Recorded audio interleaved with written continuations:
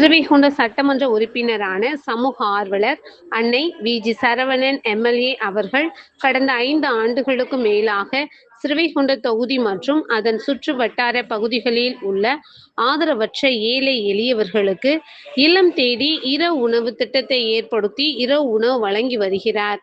இந்நிலையில் தமிழக வெற்றிக் கழகத்தின் ஐம்பெரும் கொள்கை தலைவர்களுள் ஒருவரான சமூக ஆர்வலர் அஞ்சலையம்மாளை கொள்கை தலைவராக அறிவித்ததன் ஏற்பால் தமிழக வெற்றிக் கழகத்துடன் இணைந்து தமிழகத்தின் நிரந்தர முதல்வர் திரு சி. ஜோசப் விஜய் அவர்களின் ஆசியுடன் கழக பொதுச் செயலாளர் அண்ணன் புஸ்ஸி என். ஆனந்த் அவர்களின் வழிகாட்டுதலின்படியும் மதிய உணவு மற்றும் இரவு உணவு திட்டத்தை ஏற்படுத்தி உணவு வழங்கி வருகிறார்.